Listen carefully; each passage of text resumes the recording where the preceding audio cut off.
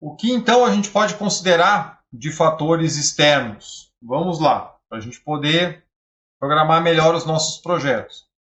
A questão do escalation, como eu falei antes, é uma questão obviamente externa, a sua empresa não controla o quanto os insumos vão subir, mas nós voltamos a viver uma fase de escalation mais acentuada a partir da pandemia. Reduziu um pouco, ultimamente, nos últimos meses, mas é um efeito que ainda vai continuar. Então, se hoje eu considero um projeto novo e não considero o meu escalation, ou não considero que eu vou ter, eu já estou de novo me colocando numa situação difícil.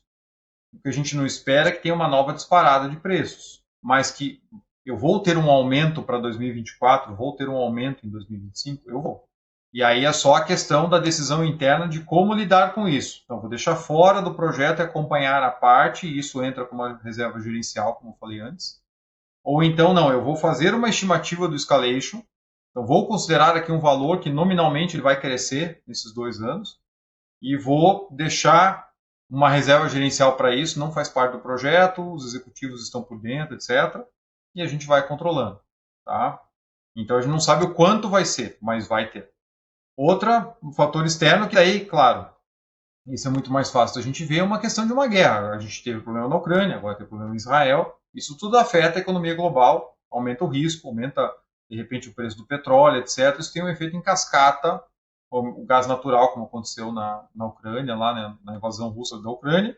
O gás disparou na Europa, levou a Europa a uma inflação de 10% num ano, coisa que eles não tinham aí há muito tempo. Então, assim, ficar atento aos sinais de mercado, considerando o que pode ou não pode acontecer. Não é nossa pretensão acertar o número. Se você consegue prever o escalation para o final do ano que vem, gente, vai atuar no mercado financeiro, não vai fazer projeto.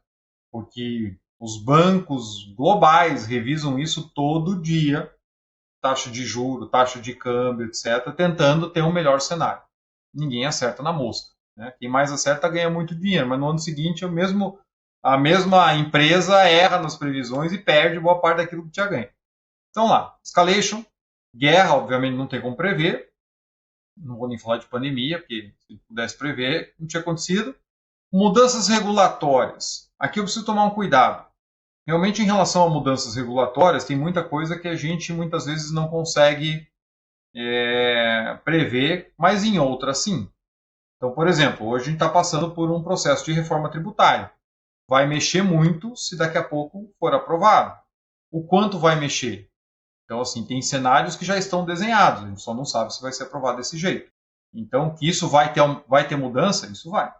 Questões regulatórias. A gente não consegue prever se daqui a pouco acontecer um acidente numa indústria que é a mesma que a nossa, em outra empresa, e aí venha uma questão regulatória e diga assim, a partir de agora esse tipo de processo tem que ter tal proteção, assim, assim, assim, tal, e você está no meio do projeto e é obrigado a incluir. Então isso você não tem como prever. Agora, existem discussões de aperto regulatório que já estão em curso, em órgãos de classe, em consultas públicas, etc., que eu já preciso estar por dentro e considerando um plano B dentro do meu projeto se aquilo tiver impacto. Isso não é totalmente imprevisível, certo? E aí um outro ponto que acontece bastante na fase de FEL. O meu projeto só se viabiliza se sair alguma lei municipal, estadual ou federal que vai me trazer algum tipo de incentivo. E aí o negócio não sai, eu continuo tocando o projeto do mesmo jeito. E avanço além do que deveria, contando que aquilo vai sair. E aí não sai, eu tenho um problema. Então, assim, eu estou ciente daquele risco e estou decidindo avançar mais rápido do que deveria. Essas questões regulatórias ou de incentivos, etc., isso faz parte do shaping, da modelagem do projeto. Então, precisa estar fechado até o final da fase de FEL 2. Se eu avanço para o básico sem ter isso resolvido, eu estou carregando um risco muito grande, que é o que normalmente acontece, certo? Questões de câmbio acompanham a parte do escalation, como eu falei. O câmbio não vai ficar igual para o ano que vem. A gente só não sabe se ele vai ficar mais baixo ou se ele vai ficar mais alto, mas vai ter variação. Você vai fazer algum tipo de proteção? Vai fazer algum hedge? Minha empresa fatura em dólar, então se o dólar subir, o impacto é compensar, tá ok. Então esse jogo está combinado, então está tudo certo.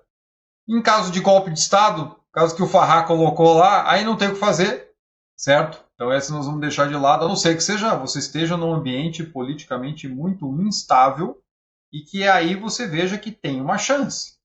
Então, mas vamos facilitar aqui. O clima extremo é outro. Agora, eu não posso dizer que é fator externo se chover 10% a mais do que a média. Eu preciso considerar a pluviometria dentro do meu planejamento ali de produtividade, quais são as frentes que eu vou ter em período chuvoso e não chuvoso e tudo mais. Se de repente uma frente que deveria ser executada, tipo terraplenagem, num período sem chuva, normalmente, e ele atrasa e cai no período chuvoso, a chuva não é fator externo. Ela já era esperada para aquele período, você não deveria ter atrasado a tua frente.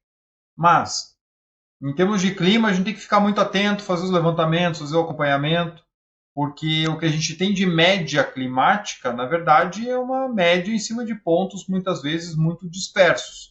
E a gente não está sempre seguindo a média, certo? Acabamos de passar agora em novembro, estamos essa semana aí numa semana de muito calor em boa parte do país, além do normal. Então isso quer dizer o quê? Que lá na frente, na média, talvez não faça tanta diferença. Mas vai ter lugares que hoje está chovendo demais, está chovendo de menos. A Amazônia está passando, por exemplo, por uma seca terrível aí. A gente teve enchentes aqui, Paraná, Santa Catarina, etc. Então, você tem extremos dentro dessa média que não ficam muito claros. Então, eventos extremos são, de fato, fatores externos. Tá? Eu só não posso, mais uma vez, dar a sopa para o azar. E aí, um outro ponto que pode acontecer, tem vários outros, assim, mas para ficar nos mais comuns, um outro ponto para a gente fechar aqui é o avanço da tecnologia. Então, eu posso estar hoje perseguindo um tipo de projeto com um fluxo de processo, seguindo bonitinho aquilo que eu já estou acostumado, e aí eu descubro na semana que vem que um concorrente meu lança o mesmo processo com outra tecnologia. O mesmo produto, né? Um processo diferente para o mesmo produto, vai competir comigo com uma tecnologia muito melhor. E aí eu sou pego de surpresa e preciso enxergar até que ponto vai valer a pena seguir com o projeto do jeito que eu estava, e de repente eu vou perder em custo operacional, ou do meu concorrente vai ter uma pegada ambiental melhor que a minha, e isso importa para o mercado, etc. Então são mudanças que podem surgir e que de fato você pode não estar no controle. Mas mais uma vez, na grande maioria dos fracassos dos projetos, os fatores estão dentro de casa. Essa é a principal mensagem da nossa conversa de hoje. Então a ideia dessa conversa é justamente trazer esses tipos de provocações para que a gente possa pensar melhor e facilitar, pela nossa parte, o planejamento do projeto para que eu fique menos sujeito a fatores de fato externos, sejam regulatórios, sejam de fornecimento de materiais, seja de qualidade dos fornecedores e assim por diante. Então, mais uma vez, analise de fato os fatores de fracasso dos projetos que não deram certo, que você tem na sua carteira, que você teve no passado, os problemas que você passou. Vamos usar bem as lições aprendidas dos empreendimentos. Porque a gente tem muita coisa que a gente consegue sim fechar esse loop do PDCA e melhorar o nosso planejamento para não ficar tão sujeito a questões tanto internas como externas. Então cuide que nem sempre um fator externo é tão externo assim. Bom,